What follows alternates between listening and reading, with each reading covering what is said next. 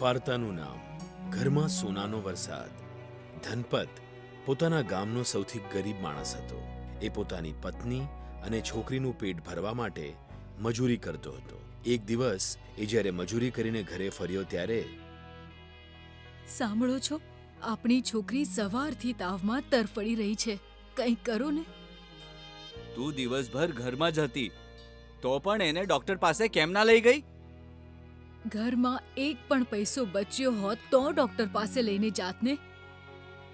પત્નીની આ વાત સાંભળીને ધનપત ચૂપ થઈ જાય છે અને પછી પોતાની દીકરી અંશિકાનું માથું અડીને જુએ છે.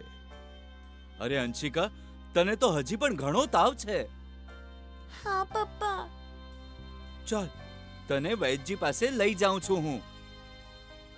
આમ કહીને ધનપત દીકરી અંશિકાને વૈદ્યજી પાસે દવા અપાવીને લાવે છે. પણ એમની દવાથી અંશિકાને કંઈ ફરક નથી પડતો અને એટલે અરે પૂજા, સાંભળે છે? શું થયું જી? અંશિકાનો તાવ તો ઉતરી જ નથી રહ્યો. આને તો મોટા ડોક્ટરને બતાવવી પડશે. પણ એ તો બહુ મોંઘી દવા આપશે અને ઉપરથી નંબરવાળી પાવતી કાપવાના રૂપિયા એ અલગથી લેશે. શું આટલા બધા પૈસા છે તમારી પાસે? પૈસા તો નથી, પણ તેમ છતાંય લઈને તો જવી જ પડશે ને. આમ કહીને ધનપત અને એની પત્ની બંને પોતાની દીકરીને લઈને એક ડોક્ટરની ક્લિનિક પર જાય છે. પણ પૈસા વગર ડોક્ટર એમની છોકરીને તપાસવાની ના પાડે છે. શું જમાનો આવી ગયો છે! ગરીબની તો કોઈને દયા જ નથી આવતી. મારી ફૂલ જેવી દીકરી તાવમાં તડપી રહી છે અને આ ડોક્ટરને પૈસાની પડી છે. એણે તો એટલું પણ ના વિચાર્યું કે ગરીબ માણસની બીમાર દીકરીને એકવાર જોઈ લે. ભગવાન ના કરે. આવું કહેતા કહેતા પૂજા રડવા લાગે છે અને પછી ધનપત એને સમજાવે છે. શાંત થા પૂજા. ભગવાનને ડોક્ટર સાથે જે કરવું હશે એ કરશે. તું અત્યારે રડવાનું બંધ કર અને છોકરીને લઈને ઘરે જા. અને તમે? હું આના ઈલાજ માટે ક્યાંકથી ઉધાર માંગીને લાવું છું. આ રીતે પોતાની પત્નીને ઘરે જવાનું કહીને ધનપત ઘણા લોકો પાસે પૈસા માંગવા માટે જાય છે. પણ એને કોઈ પણ પૈસા આપતું નથી અને થાકીને એ પાછો ઘરે ફરવા લાગે છે. પણ ત્યાં જ એની નજર એક સાધુ પર પડે છે જે જમીન પર બેભાન પડ્યો હતો. કદાચ ગરમીના કારણે બેભાન થઈને પડ્યા છે બિચારા સાધુ. મારે આમની મદદ કરવી જોઈએ. આમ વિચારીને ધનપત સાધુના મોઢા પર પાણીના છાંટા મારીને એને ભાનમાં લાવે છે અને પછી એને પાણી પીવડાવે છે.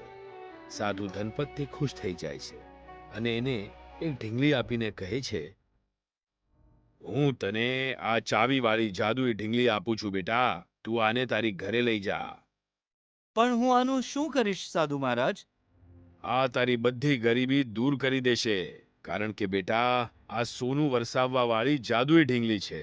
તું જ્યારે પણ આમાં ચાવી ભરીશ ત્યારે આ નાચવા લાગશે અને તારા ઘરે સોનું વરસવા લાગશે. સાધુ પાસેથી સોનું વરસાવવા વાળી ઢીંગલી મેળવીને ગરીબ ધનપતની ખુશીનો પાર નથી રહેતો. એ તરત ઘરે જાય છે અને પછી અરે, જો તો ખરી પૂજા, હું શું લઈને આવ્યો છું. આ તો એક સાધારણ ઢીંગલી છે જી. આ સાધારણ ઢીંગલી નથી, પણ સોનું વરસાવવા વાળી ઢીંગલી છે.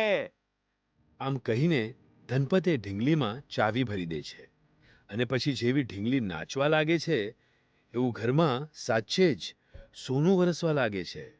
આ જોઈને ધનપત અને એની પત્ની બંને હેરાન થઈ જાય છે. અરે, આ તો ચમત્કાર થઈ ગયો.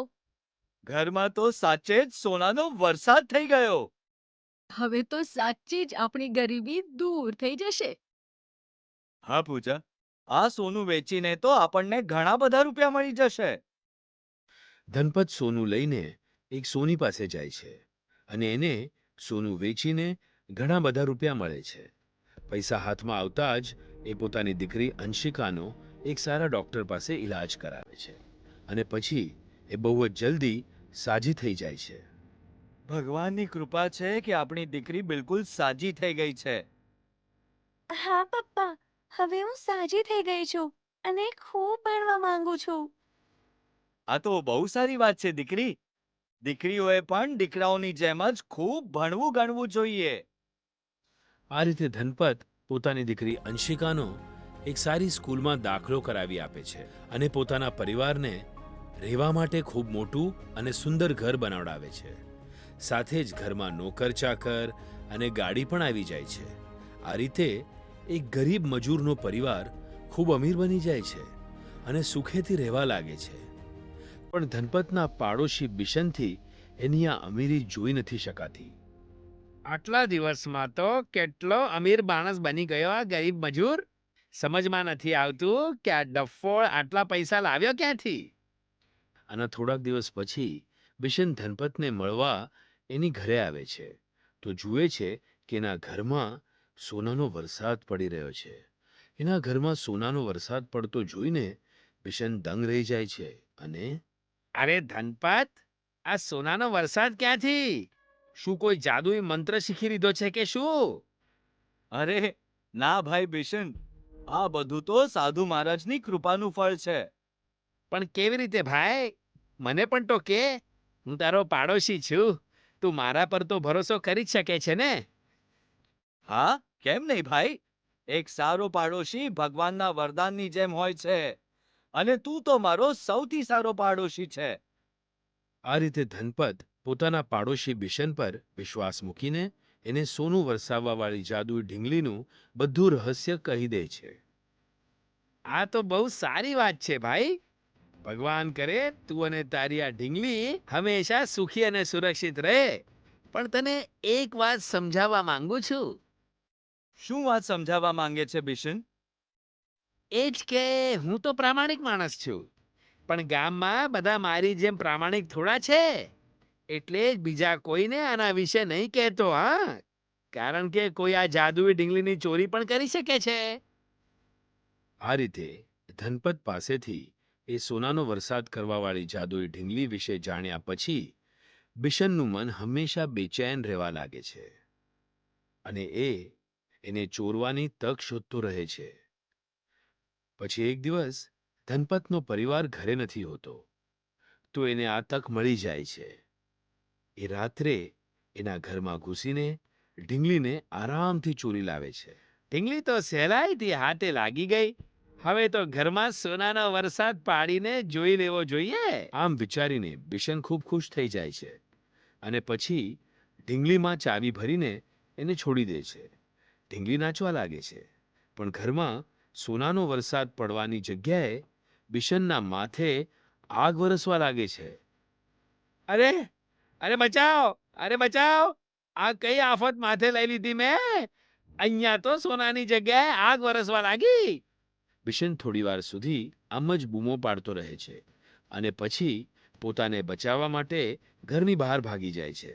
અને આ ઘટના પછી એ જીવનભર લાલચ અને ચોરી ના કરવાની સોગંદ ખાય છે.